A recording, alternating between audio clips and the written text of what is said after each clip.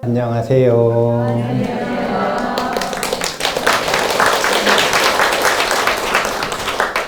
자, 지난 시간 질문은 이거였습니다. 마음이 편안한 상태에서 욕구를 추구할 수 있는 방법은 없는가? 마음은 편한데 동시에 무엇인가를 개선하기 위해 노력하는 방법은 없는가? 안심을 유지하는 상태에서 새로운 것에 도전할 수 있는 방법은 없는가? 있죠? 그게 부처님 가르침의 핵심이거든요. 부처님 가르침의 핵심은 부처님께서 처음에 말씀하셔야겠어요? 중간에 말씀하셔야겠어요? 끝에 말씀하셔야겠어요? 그래서 부처님의 첫 법문에 이 답변이 나오는 겁니다. 부처님 첫 법문이 언제인 줄 아시죠? 초전법륜. 근데 그 초전법륜의 시작이 되는 말씀이 바로 이 실천적 중도라고 하는 마음을 잘 지키고 조율하는 방법에 대한 가르침이 등장을 하는 거예요. 실천적 중도라고 하는 건 다른 게 아닙니다. 뭐냐면 우리 요즘에 의학 상식을 가지고 얘기하면 자율신경이라는 거 아세요? 네. 자율신경이 완전히 잘 균형이 맞춰져 있는 상태, 그 상태가 안심이기도 하고 실천적 중도가 이루어진 상태예요. 긴장과 이완이 적절하게 조율된 상태.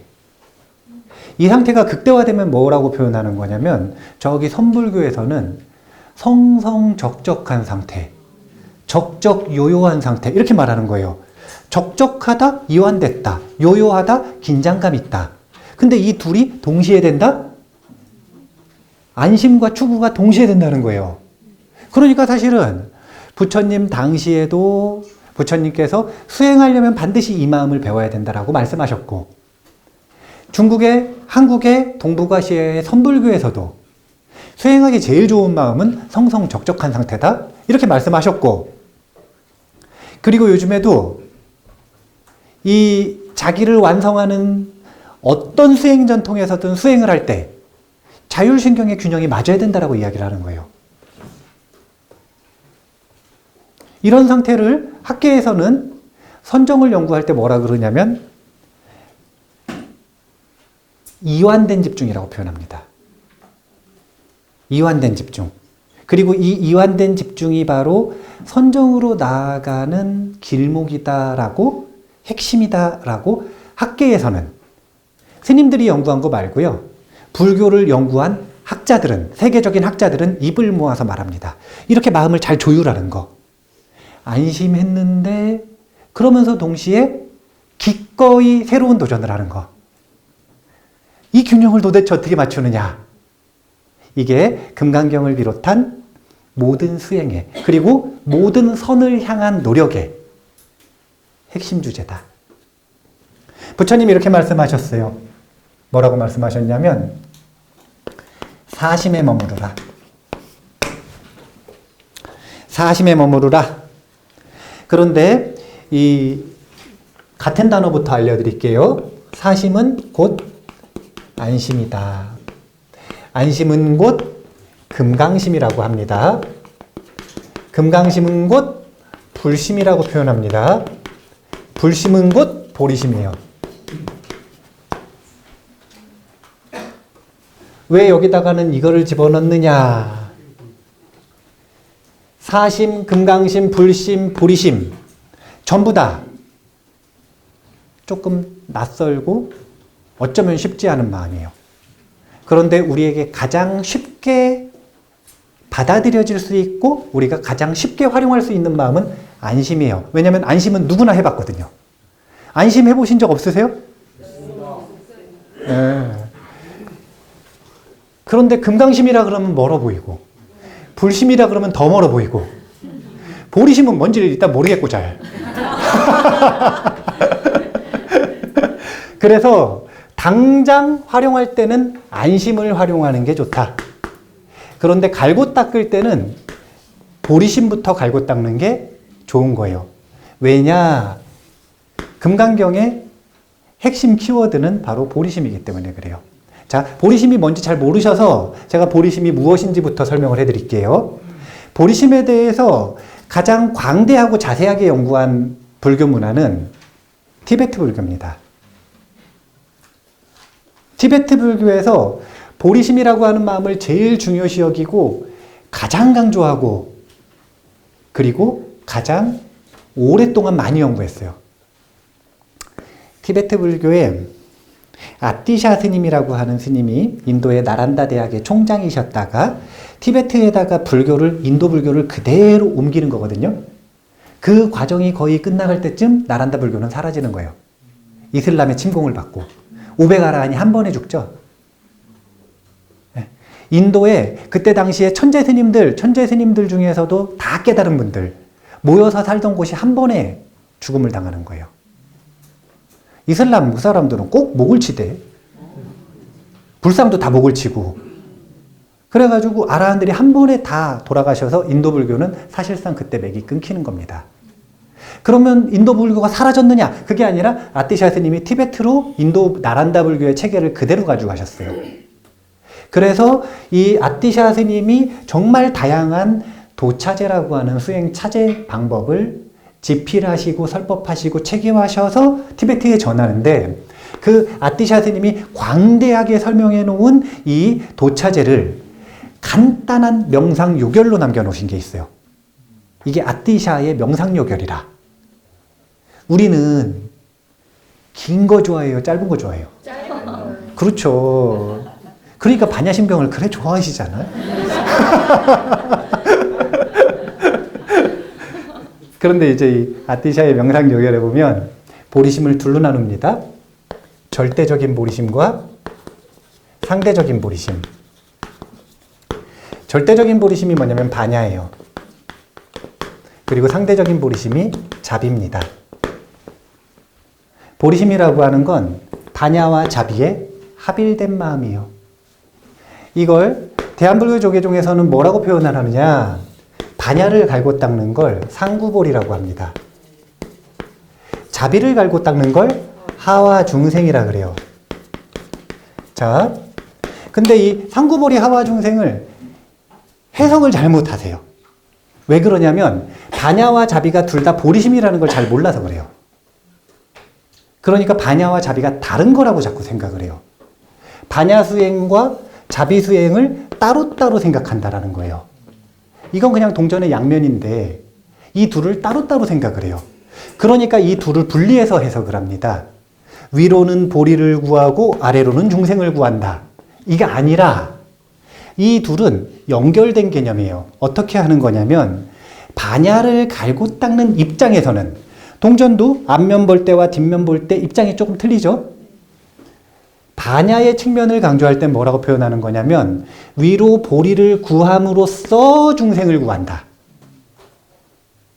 이 무슨 뜻이냐면 위로 보리를 구하는 과정에서 선연이 맞는 중생들은 당연히 구하게 된다는 거예요. 이 둘이 하나라는 얘기예요. 이걸 반대 측면에서 자비를 강조할 때는 뭐라고 표현하는 거냐면 중생을 구하는 수행으로 보리를 완성한다. 그러니까 보리를 완성하는 수행법이 있어요. 그 수행법이 뭐냐면 중생을 구하는 것, 이것으로서 보리를 구한다는 뜻이에요. 그러니까 이 둘은 이렇게 해석을 하거나 이것으로서 이것을 한다 이렇게 해석을 하거나 아니면 이 방법으로서 이것을 한다 이렇게 해석하는 거예요. 그러니까 둘이 아니라 보리를 구하려면 그 보리를 구하는 방법은 다른 거 없어요. 중생을 구함으로써. 또 중생을 구하는 방법도 다른 게 없어요. 보리를 구함으로써. 그러니까 이 둘은 둘로 해석을 하시면 안 되고 이 둘은 합일된 마음인 보리심으로 해석을 해야 한다. 일단 여기까지 이해가 되세요? 네. 자, 봐보세요. 근데 제가 교리 발달사를 첫 번째 시간에 설명을 해드렸습니다. 후호백세가 언제냐? 후오백세는 기원 전후예요. 2500년 뒤에가 후오백세 아닙니다. 교리 발달사적으로는, 인도 불교 역사상으로는 후오백세는 언제냐면 부처님 돌아가시고 500년 뒤를 얘기하는 거예요. 그게 언제냐? 바로 금강경이 결집되던 시기예요. 그 금강경이 결집되던 그 시기에는 혁명이 일어나서 종교혁명. 그게 뭐였냐면 원래 초기 불교에는 보살은 한 명밖에 없는 거예요. 누구만 보살이라는 말을 쓸 수 있었느냐? 부처님 전생만. 그러니까 그런 거죠. 부처님 이런 그 문제의식을 한번 느껴보셔야 되는데 부처님이 자꾸 전생담을 얘기를 하셔. 안 하시면 상관이 없는데 자꾸 무슨 설법을 하시다가 전생 얘기를 자꾸 하시는 거예요. 그러면 전생에 살았던 개똥이라고 하는 이름을 가진 부처님 전생이 있었다고 생각해 보세요. 그럼 그 개똥이는 그때 범부였거든요. 그럼 부처님이라고 불러야 돼요. 뭐라고 불러야 돼요? 부처님이라고 부르자고 하기에는 깨닫지를 못했으니까 부처님이라고 부를 수도 없고. 근데 그렇다고 또 개똥이 그러기에는 분명히 부처님 되실 분인데 개똥이 그럴 수도 없죠. 그래서 보디사tta, 중생은 중생인데 그 중에서 용맹한 중생이라고 하는 보디사tta라고 하는 개념이 나오는 거예요. 호칭 때문에 이 보디사tta라는 개념이 나오는 건데, 그런데 이 보디사tta는 누가 성불을 할지 아직 성불 확실하게 검증된 사람이 없죠. 그러니까 누구한테도 이름 붙일 수가 없는 거예요. 그러다가 이 보살이라고 하는 존재가 우죽순 등장을 하기 시작을 하는 게 언제냐면 타방 부처님에 대한 그리움들. 그래서 아미타불도 나오고 그 다음에 여러 보살들, 과거에 있는 부처님, 미래에 있는 부처님, 막 부처님들이 많은데 그 모든 보살들은 어디에 있나 생각해서 관세음보살도 나오고 지장보살도 나오고 문수보살도 나오고, 이런 분위기 속에서 금강경은 뭘 말한 거냐면 보살이라고 하는 존재는 보리심을 일으키면 누구나 보살이다. 이렇게 혁명을 일으킨 게 금강경을 비롯한 보살승 운동, 불교 운동이에요. 그래서 보살이라고 하는 말을 대중화해가지고 쓰기 시작한 건, 지금은 절에 오시면 첫날부터 보살님 그러지만 세상에 이런 무서운 불교가 없다니까요. 이렇게 자신감 있는 불교가 한국 불교밖에 없어요. 아니 어떻게 보살님이라고 하는 말을 그렇게 쉽게. 그래서 제가 보살님의 조건이 뭔지 알려드릴게요. 보살님의 조건은 말씀드렸지만, 자 봐보세요. 인간이 태어났어요. 근데 인간이 큰 알에서 태어났다고 생각해 보세요. 그럼 이거 인간이요? 아니면 축생이요? 보이기에는 약간 인간처럼 보이는데 태어나기에는 알에서 태어났으니까 이거는 인간도 아니고 축생도 아니고 좀 헷갈리죠? 그러니까 어디서 태어났는지가 되게 중요한 거 아니에요? 그러면 보살이 어디서 태어나느냐 이걸 알아야 보살인지 아닌지를 알 거잖아요. 그 보살은 보리심이라고 하는 마음에서 태어난다고 생각을 하는 거예요. 그럼 이 보리심이 뭐냐? 반대로 얘기하면 보리심이 없으면 성불할 수 없다라는 게 이 이후에 생겨나는 세계관, 가치관이에요. 그러니까 왜 보리심을 일으켰느냐? 그 연유가 뭐냐면 이 보리심이라고 하는 걸 갈고 닦아야 불심에 이를 수 있다 그러니까. 부처님처럼 마음이 편안하고 일체의 질을 얻어서 지혜롭고 거기다가 중생을 사랑해서 중생을 잘 도와주는 자비로운 모습까지 갖추려면, 그래서 최상의 행복을 얻고 주변 사람들에게 최상의 행복을 전하려면 불심을 얻어야 한다고 하니까 이게 부러우니까 많은 분들이 묻습니다. 어떻게 하면 포교를 잘할 수 있냐고. 어떻게 하면 되냐면요, 부러운 모습을 보여주면 돼요. 와, 절에 1년 다니더니 사람이 바뀌었어. 야, 절에 3년 다니더니 집안이 폈어. 그럼 옆 사람들이 부러워가지고 나도 거기 가고 싶어요, 안 가고 싶어요? 근데 10년을 다녔는데 이상해졌어.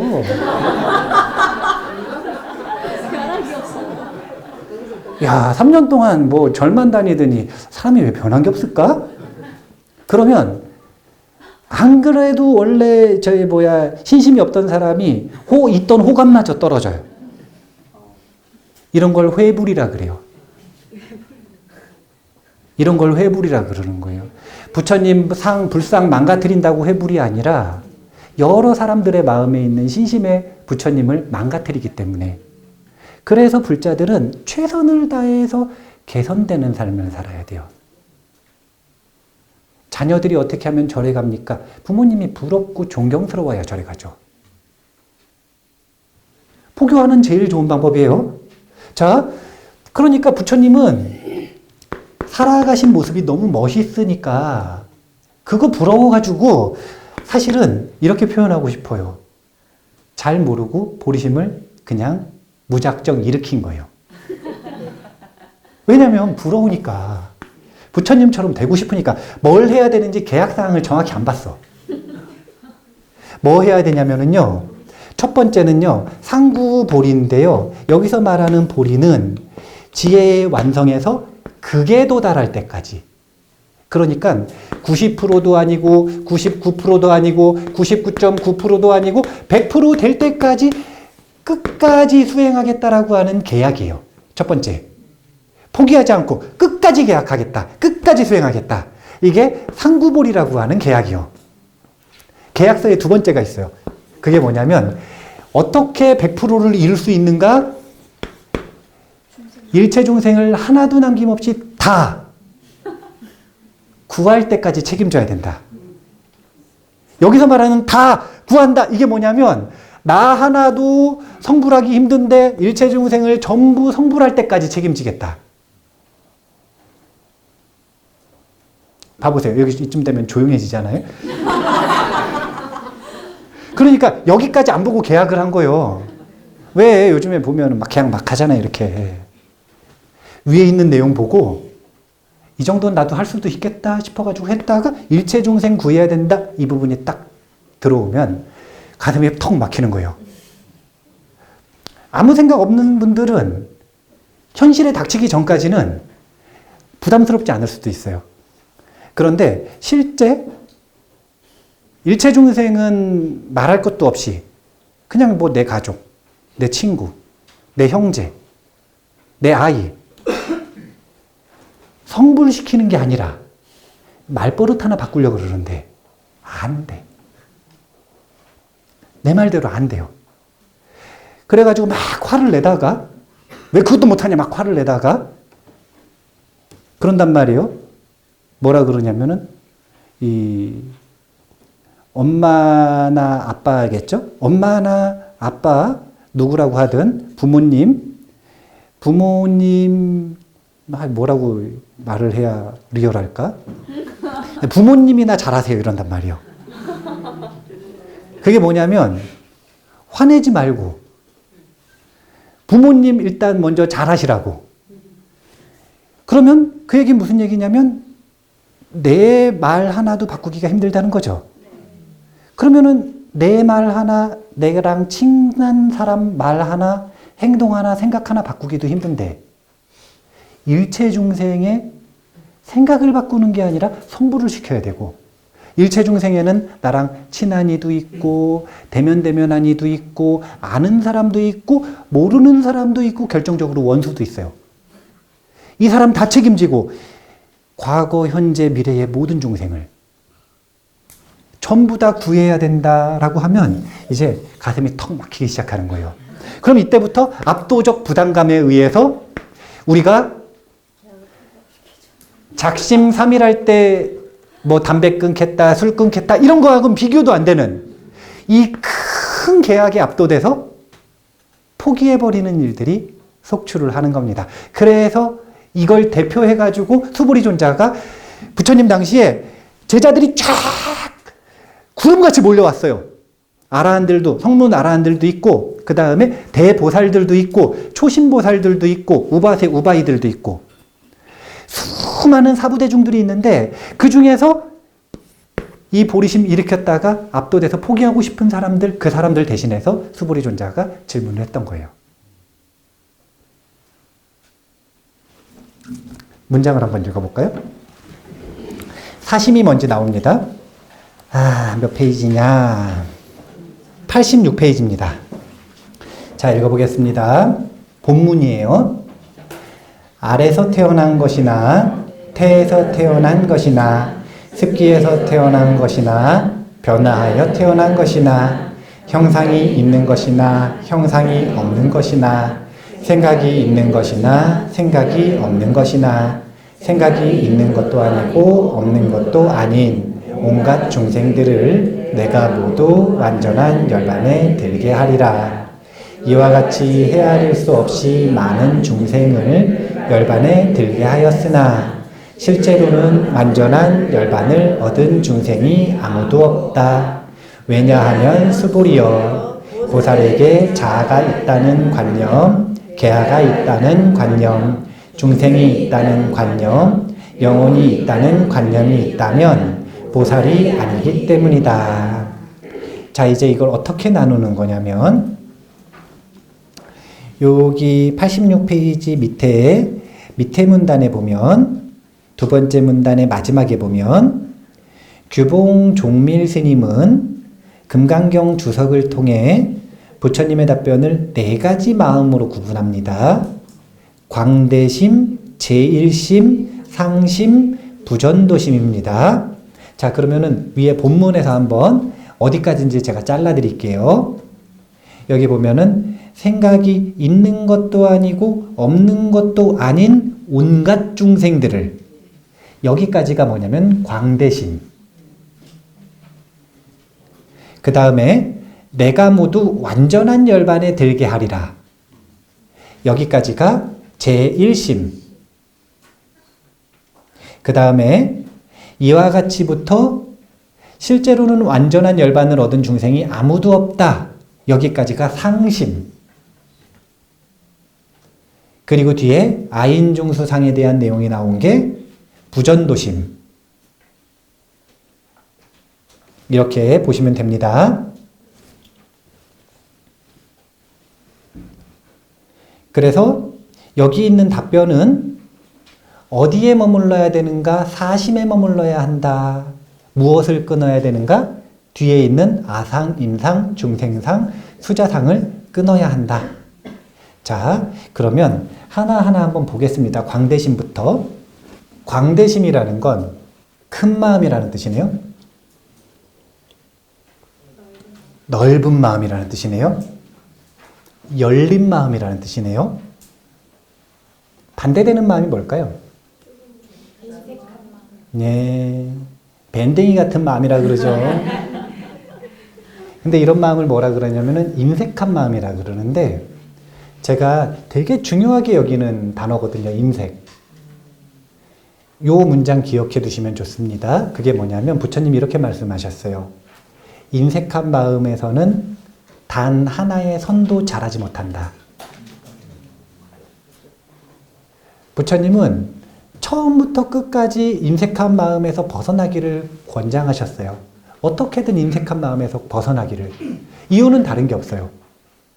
임색한 마음에는 아무리 선한 행동을 봐도, 아무리 선한 권유를 받아도, 아무리 선과 가까이 있어도, 아무리 선한 법문을 들어도 그 마음 속에서는 척박한 콘크리트 같은 마음이라 씨앗을 심어봐야 열매가 열리질 않아요.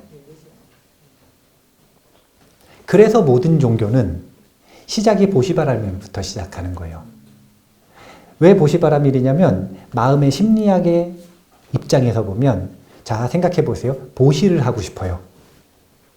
그러면 마음을 닫은 상태에서 주고받을 수 있어요? 열어야 주고받을 수 있어요. 그래서 제가 이 보시바람일에 대해서 이야기를 할 때 두 가지 측면을 얘기하거든요. 많은 분들이 주는 것만 보시라고 생각해요. 근데 요즘 분들이 주는 거는 좀 잘하기도 하는데 뭘 못하냐면 받는 걸 못하거든요. 기쁘게 잘 받는 것도 보십니다. 기쁘게 잘 받는 게 보시예요. 네. 그러니까 제가 아까 보셨죠? 떡을 주시니까 제가 어떻게 해요? 일단 이만큼이라도 떼서 먹어야 공덕이 되잖아요. 그러니까 먹는 거죠. 저는 받음으로써 보시바라미를 실천하려고 노력을 하는 거죠. 잘 주고 잘 받는 거. 그건 이유는 다른 게 없어요. 막 복 짓고 공덕 짓고 이거는 차후 문제고, 그거 말고 수행자는 인색한 마음을 다스리기 위해 마음을 열어야 되니까 보시바라밀부터 시작을 하는 것이다. 자, 광대심에 대한 이야기 하나 해드릴게요. 인색한 마음이 얼마나 무섭냐면요, 아주 인도에 유명한 스승과 제자가 있었어요. 한 분은 삼촌 스님인데 상카라키타라고 하는 스님이 있었어요. 근데 이 샹카라키타 스님이 아라한이 딱 돼가지고 아주 멋진 설법을 하고 막 그러니까 조카가 삼촌 너무 멋있는 거예요. 포교는 어떻게 하면 된다고요? 삼촌 너무 부러워. 그래가지고 나도 출가해서 아라한이 돼야겠다. 그래가지고 출가를 해가지고 누구한테 갔냐면 삼촌 스님한테 가서 공부하기 시작했어요. 삼촌 스님, 은사 스님으로 해서. 이제 한 5년 정도 계율을 받고 열심히 이 계율을 익힌 다음에 마음의 수행 주제를 받아가지고 수행을 열심히 하다가 그날 탁발을 나갔는데, 요즘에는 진짜 제가 보기에는 이 불자들이 수행하기가 힘들어요. 예전에는 진짜 찾아가는 서비스였는데 매일매일 인색함을 다스리고 보시할 수밖에 없게 찾아가는 서비스였는데, 요즘에는 군대 가가지고 20대 초반 청년들한테 물어보면 스님 처음 본대요. 스님 처음 본대요. 그런 친구들이 절반 이상이에요. 네. 예전에는 마을에 있으면 문 앞까지 오셨거든요. 그 시절이 참 좋은 거예요. 제가자들도 수다원, 사담, 아나함들 막 나오고 천상 가고 그럴 수밖에 없어. 제가 보기에는 환경이. 이제는 찾아가는 서비스가 안 되니까 자주 오셔야 돼. 그런데 샹카라키타 스님이 탁발을 나가셨거든요. 옷감을 받아왔어요. 옷감을 딱 받는 순간 아, 이거는 스님 드리고 싶다, 이 마음이 딱 드는 거예요. 아, 우리 스님 드리고 싶다. 그런 마음이 들잖아요. 아, 나는 옷 충분히 있으니까, 그리고 나는 이런 거 좋은 거 안 입어도 되니까 우리 스님 드려야겠다. 그래가지고 스님이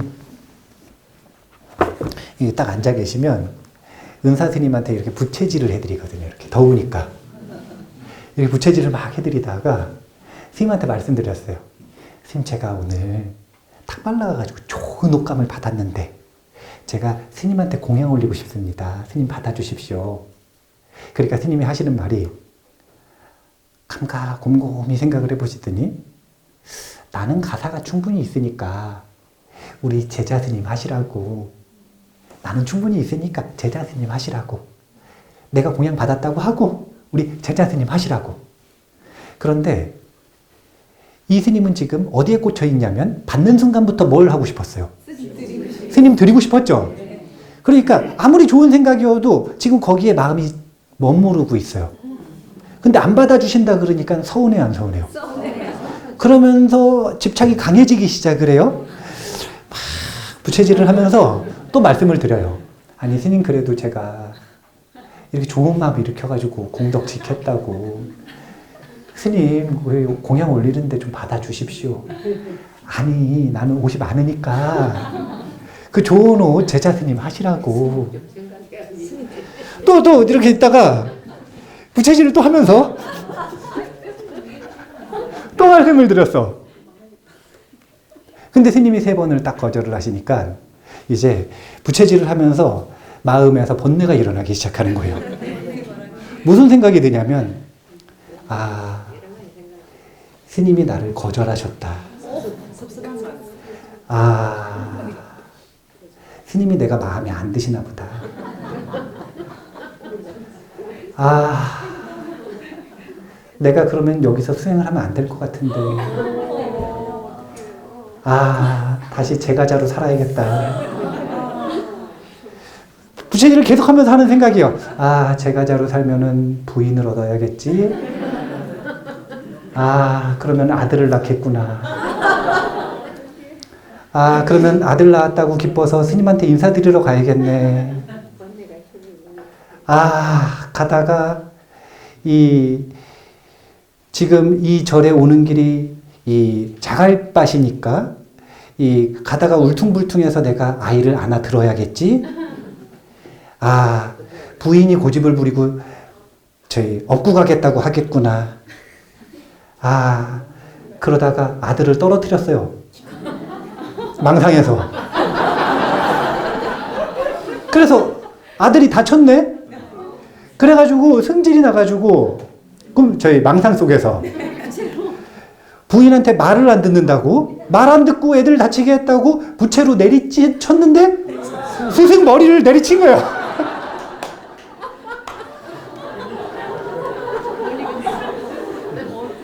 근데 이게 지금 거절하신 다음부터 오래 걸린 일이에요? 잠깐 사이의 일이에요? 우리의 마음은 이렇게 빠르고 멀리 갈 수 있습니다. 순식간에 우주 끝까지도 가고 순식간에 수없는 세월들을 한순간에 압축해서 경험할 수 있는 게 마음의 특징이에요.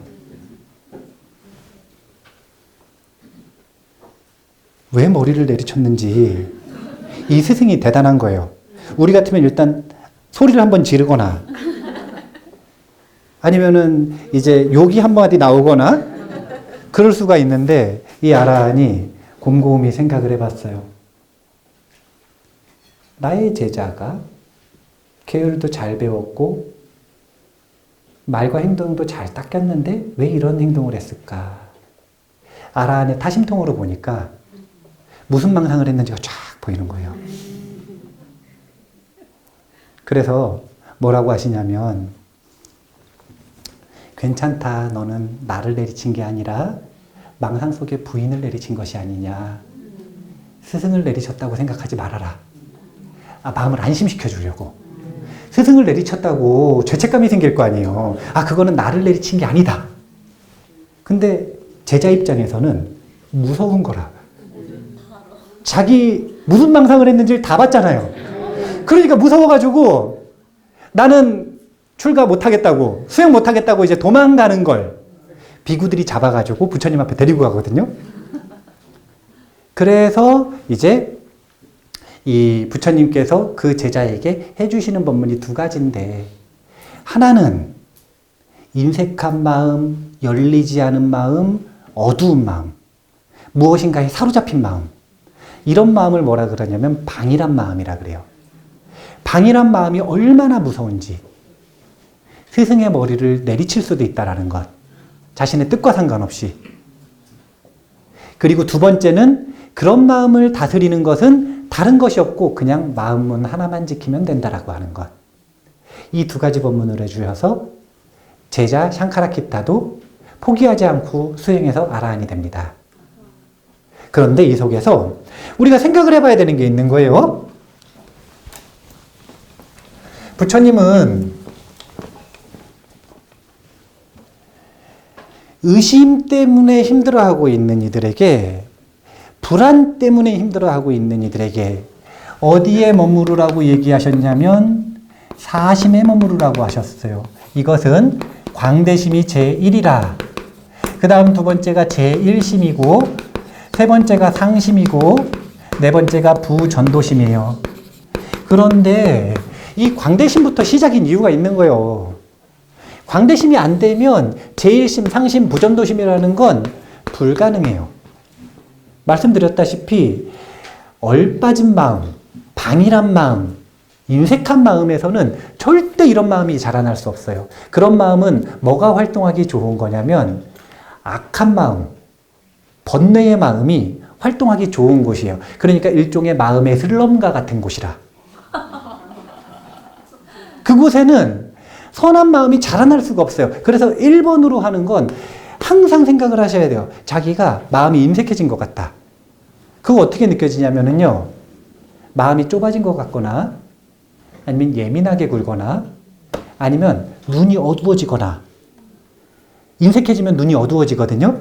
아니면 어깨가 무거워지거나, 예, 마치 귀신 매달려 있는 것처럼 어깨가 막 무거워지거든요. 그러면 자동으로 인색해져요. 그런 마음이 딱 들면 1번으로 생각해야 되는 건 일단 마음이 열려야 된다. 마음을 열어야 된다.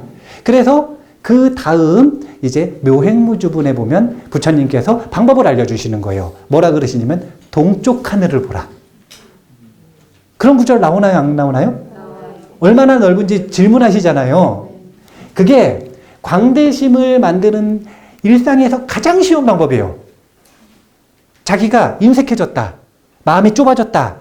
마음이 어두워졌다. 무거워졌다. 그러면 일단 하늘을 봐야 돼요. 제일 쉬운 거예요. 마음이 하늘을 닮아가길 바라면서 하늘을 보는 겁니다. 마음을 넓게 가지려고 노력해야 된다는 거죠. 이게 돼야 그 다음이 있는 거예요. 그래서 이 광대심에 대한 설명이 여기 보면 태난스파부터 시작해가지고 아래에서 태에서 습기에서 그 다음에 변화요 화생까지 그 다음에 형상이 있고 없고 생각이 있고 없고 생각이 있는 것도 없는 것도 아닌 구주 중생에 대한 이야기를 한단 말이에요. 이 구류 중생에 대한 이야기를 도대체 왜 하느냐? 두 가지 의미가 있어요. 첫 번째는 자, 일체 중생을 구한다. 지난 시간에 서원에 대한 이야기할 때 궁극의 행복, 성불에 이르는 길을 가고 싶다라고 대답을 하신 분들이 있었죠. 대답 안 하신 분. 일단은 대답을 안 하시면은 못 가.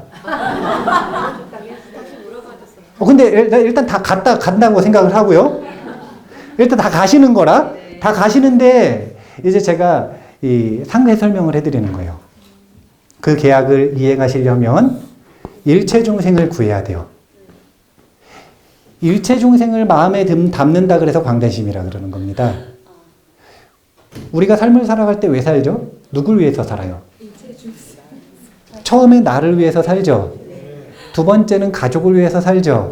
세 번째는 친한 이들을 위해서 살죠. 예, 그러다가 일체 중생을 위해서 사는 것까지 마음이 점점 넓어지는 마음의 수행이 이루어지는 겁니다.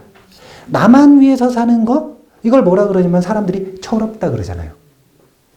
나만 위해서 살다가 그래도 가족을 조금 책임지려고 하고 가족을 위해서 살기 시작하면 어른들이 뭐라 그래요? 아, 이제 철들었다 이렇게 얘기하죠. 그러다가 주변에 있는 사람들 신경 쓰고 그 사람들까지 도와주면서 살면 훌륭하다고 말하기 시작하죠. 일체 중생을 위해서 살면 성현, 성세인트, 종교하고 상관없이 성인이라고 부릅니다. 다른 거 아니에요? 누구를 위해서 사느냐, 얼마나 큰 범위를 위해서 사느냐, 그걸 가지고 그 사람의 인격을 평가하는 겁니다. 그런데 일체 중생을 위해서 살기로 하신 거예요. 못 물러. 아, 잠깐만요. 오늘까지만 물을 수 있다고 할까요? 혹시 물으실 생각 있으신 분? 없으세요? 그러면은 일체 중생 구하기로 하신 거예요. 자, 여기서 이제 두 가지 반응이 있을 수 있습니다. 자, 일체 중생 구한다 그러니까 감이 오세요? 안 와요. 안 오는 사람은 부담감이 없어요. 일체 중생을 구하기로 했는데 부담감이 전혀 없는 거예요. 그래서 일단 금강경에 입문이 어려워. 왜냐면 일체 중생을 첫 번째 구하기로 해야 되고 두 번째 일체 중생 구하는 게 너무너무 실감이 돼서 부담이 돼야 돼요. 그런 사람들이 금강경에 마음에 딱 개합이 되는 거예요. 그런데 아직 일체 중생이 감 자체가 안 오시죠? 그런 분들은 일단 첫 번째 광대심 명상부터 해야 되는 거예요. 이게 뭐냐면 일체 중생 그냥 단순하게 생각을 하면 상상이 되세요, 안 되세요? 안 되죠?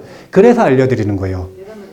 일체 중생은 첫 번째 어떻게 일체 중생을 계략적으로 관상하는 거냐면 보니까 태난스파 태에서 알에서 습기에서 화생으로 태어나는 존재가 일체중생이구나 이렇게 먼저 관상하는 거예요. 근데 그 관상한 존재들 중에 형상이 있는 존재들이 있고 형상이 없는 존재들도 있고 생각이 있는 존재들도 있고 생각이 없는 존재들도 있고 그 다음에 있는 것도 아니고 없는 것도 아닌 존재들도 있는 거예요. 이게 뭐냐면 욕계, 색계, 무색계를 조금 더 풀어서 요약을 한 겁니다. 왜 이런 걸 알려드리느냐? 전 세계 사람들을 다 구해야 돼요. 이렇게 말하면은 감이 오세요, 안 오세요? 잘 안 오실 수 있지만 미국 사람, 인도 사람, 중국 사람 포함해서 다 구해야 돼요. 그럼 조금 더 감이 오세요, 안 오세요? 한국 사람 다 구해야 된다라고 하면은 감이 안 오지만 경기도 사람, 전라도 사람, 경상도 사람 다 구해야 된다. 그럼 감이 오기 시작하죠. 관상하는 방법이에요. 두 가지 부류의 관상이라고 보시면 돼요. 일체중생 구하기로 했는데 하나도 부담감이 안 되시는 분들. 이분들은 왜 안 되느냐? 일체중생의 실감날만큼 관상이 명확하지 않기 때문에 그래요. 그래서 일단 그것을 직면하려면 이 광대심 명상을 통해서 자기가 무슨 말을 한 건지를 정확하게 이해를 하는 과정부터 필요한 거예요. 내가 도대체 누구를 구하겠다고 한 건가? 첫 번째, 그렇게 하는 거고요. 두 번째, 관상을 잘해서든 아니면 실제 중생을 구하는 실전 경험을 통해서든 일체 중생을 구한다는 게 어떤 말인지에 대해서 실감과 부담감이 생기기 시작한 사람들. 이 사람들에게는 반대로 일체 중생이라 그러면 부담이 되는데 요약을 했더니 태난, 스파, 상, 비상, 생각 있고 없고 9가지. 9가지 카테고리만 상위 카테고리로 놓고 보니까 구하면 된대요. 그러면은 일체 중생을 보는 것보다는 훨씬 부담이 덜해지죠. 이게 뭐냐면 프레임을 바꿔버리는 겁니다. 일체 중생이라고 하면 너무 부담스러운데 똑같은 행위를 하는데 프레임을 어떻게 바꾸는 거냐면 상위 카테고리에 섭수시켜서 9가지로 요약해서 관상을 하는 거예요. 그러니까 일체 중생이라 그러는데도 단어가 하나로 들리는 사람이 있어요? 한 명 구하는 건가? 이런 느낌으로. 이런 분들은 더 자세하게 알아야 된다라고 9가지로 확대시켜 주신 거고, 일체 중생이 보이는 사람들은 이거 너무 부담스러우니까 압도되지 말라고 9가지로 요약을 해 주신 거예요. 그래서 이 광대심의 파트에서 구류 중생에 대한 언급이 등장을 하는 겁니다. 그 다음에 그 일체 중생을 다 구하는데 일체 중생을 구한다라고 하는 게 어디까지 구해야 되느냐? 이게 제일심이에요. 왜 제1이라고 하느냐? 이런 게 있습니다. 우리 보리심을 일으켜야 돼요. 보리심은 자동으로 일어나는 걸까요? 갈고 닦는 걸까요? 네, 언제까지 갈고 닦아야 돼요? 네, 죽을 때까지 계속 갈고 닦아야 돼요. 네. 둘 중에 하나거든요. 죽는 게 먼저거나 완성되는 게 먼저거나. 죽는 것과 완성의 둘 중에 하나요. 근데 죽는 비율이 훨씬 많아요. 완성 못하고. 그래서 그냥 죽을 때까지 계속 갈고 닦는 게 보리심이라고 보시면 돼요. 안 갈고 닦으면은 팔굽혀펴기 예전에 100개 했는데 맨날 안 해. 그럼 계속 100개 해요? 아니면 나중에는 10개도 못 해요? 근육이 다 빠져버려요. 보리심도 마음의 근육인데 4가지 마음의 근육. 광대하게 만드는 근육, 제일 좋은 걸 주는 근육, 그러면서도 잘난 척하지 않는 근육, 그리고 내 마음의 모든 번뇌를 닦아내는 근육. 이 4가지 측면을 전부 다 금강경에서 트레이닝을 시켜주고 있는 거예요. 지금 이 마음의 근육 트레이닝의 주제 4가지를 알려주신 겁니다. 그런데 이 제일심이라고 하는 건 보리심의 가장 어려운 부분 중에 하나예요. 보리심 명상이라는 게 있는데 어떻게 하는지 한번 들어보세요. 자, 일체 중생을 구해야 된다는 건 옆에 계신 분 한번 봐보세요. 그분 구하라는 뜻이거든요.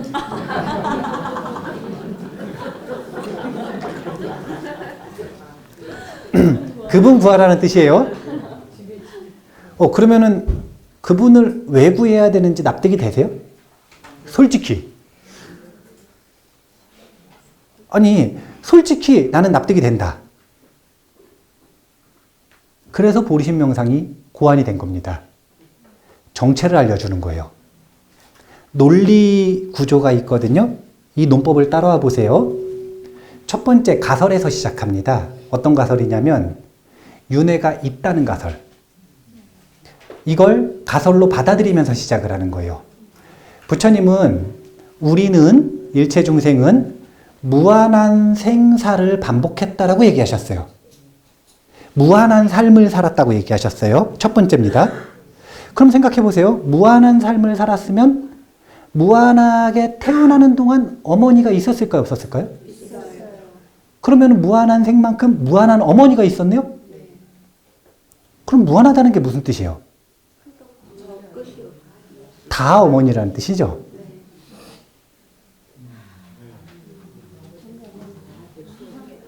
윤회가 무한하다라는 뜻은 생각을 두 번만 더 확장을 시키면 무슨 뜻이냐면 우리가 만나는 모든 사람이 다 전생의 내 어머니라는 뜻이에요.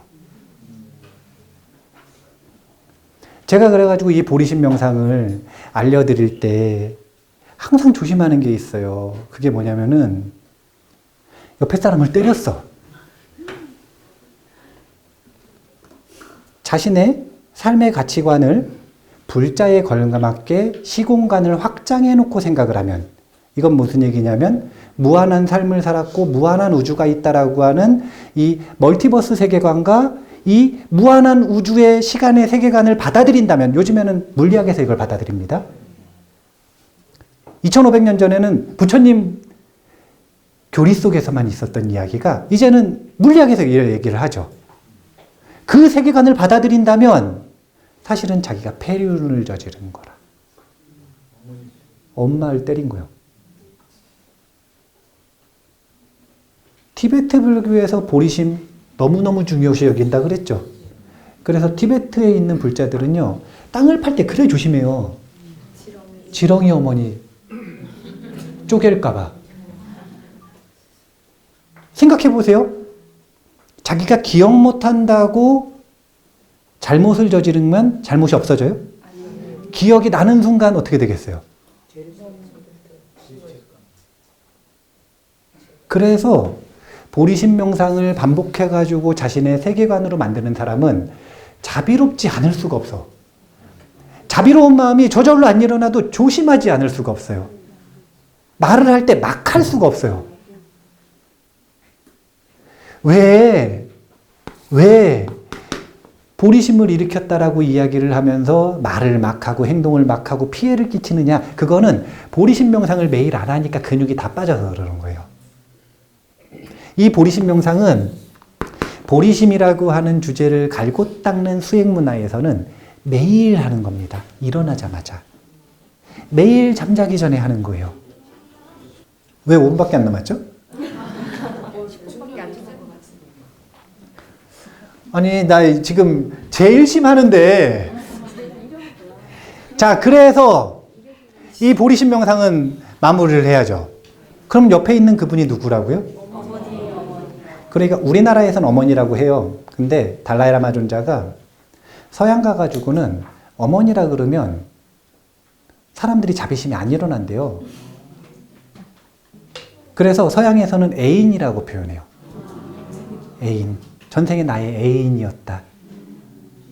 우리나라에서도 어머니 싫어하는 분 있을 수 있잖아요. 어머니 싫으면 아버지라고 생각하세요. 아버지 더 싫으시면 애인이라고 하시고. 근데 그 애정이 있는 그 대상이 있잖아요. 아, 나의 전생의 어머니였구나. 나의 전생의 어머니였구나. 그렇다면 여기서 한 번 더 가보는 거죠. 어머니였다면 어머니가 나에게 은혜를 베풀었나요? 원한을 베풀었나요? 좋은 집안에서 태어나셨어요. 그래도 은혜를 베풀었잖아요. 그럼 은혜를 받았으면 원수로 갚아야 돼요? 은혜로 갚아야 돼요? 자, 여기까지 따라오셨어요? 은혜를 갚으려고 했더니 어머니가 지금 삶이 고통스러운 거예요. 그러면 그 고통스러운 문제를 조금 해결해 드리기 위해서 뭐 용돈을 좀 드리는 게 은혜를 갚는 걸까요? 아니면 마음을 좀 위로해 드리는 게 은혜를 갚는 걸까요? 아니면 아예 고통에서 벗어나게 해 드리는 게? 그러면은 이 생의 행복을 누리게 해 드려야 돼요? 내 생의 행복을 누리게 해야 돼요? 가능하면 궁극의 행복을 누리게 해 드려야 돼요? 궁극의 행복을 누리게 해 드려야지. 변치 않는 행복을. 최고의 행복을. 그런데 여기서 문제가 생긴 거예요. 무슨 문제? 나도 고통스러운 거예요, 지금.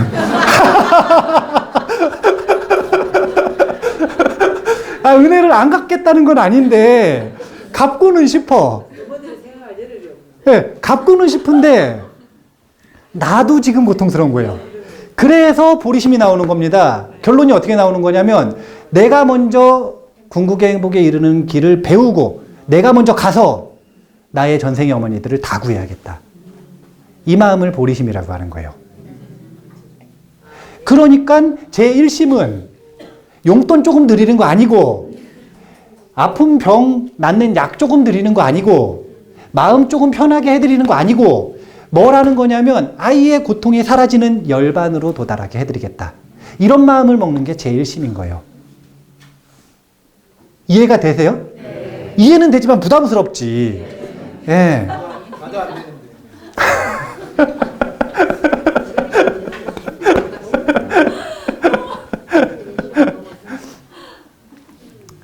원래는 훨씬 재밌는 이야기가 이 부전둔심에 있거든요. 근데 시간이 다 됐어요. 네?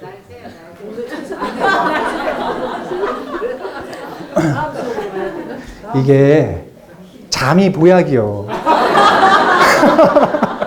제가 보통 누가 법문을 듣느냐에 따라 이 활용하는 예제하고 논리들이 틀리거든요. 지금 보니까 첫날보다 조금 이제 이 젊은 분들이 점점 많아지는 것 같아요. 제가 보기엔 분위기가 그런 것 같은데 그런가요? 이제 그러면은 훨씬 이제 이 재밌는 이 이론들이 많이 나올 거예요. 제가 이제 청년들이 많을 때 보통 이 훨씬 다양한 비유들을 많이 들거든요. 다음번에는 이 부전도심이라고 하는 걸 집중적으로 설명을 할 건데, 이걸 설명할 때 뭘 설명할 거냐면 다른 게 아니라 이 행동심리학의 관점에서 볼 때 어떻게 이런 위대한 목표를 이루는 데 있어서 포기하지 않고 지속할 수 있는지에 대한, 부처님은 최고의 행동심리학자거든요. 부처님의 가르침은 지금 현대에 이르러가지고 각 분야에 있는 학자들이 연구를 하고 하면은, 아, 부처님 말이 맞구나. 이런 결론에 도달하는 거예요. 다음번에는 우리가 어떻게 하면 이런 얼마나 넓은 중생을 위대한 주제로 도와줘야 되는지, 이 압도적인 주제를 끝까지 완수할 수 있는지, 그냥 단순히 아주 쉬운 행동 하나 바꾸는 거 말고 완전히 세상을 바꾸는 이런 주제를 어떻게 포기하지 않을 수 있는지, 행동심리학의 관점에서 대승정종분 조금 더 하고 그 다음 묘행무주분까지 다음 시간에는 공부를 한번 해보도록 하겠습니다. 자, 그러면 마무리하겠습니다. 감사합니다.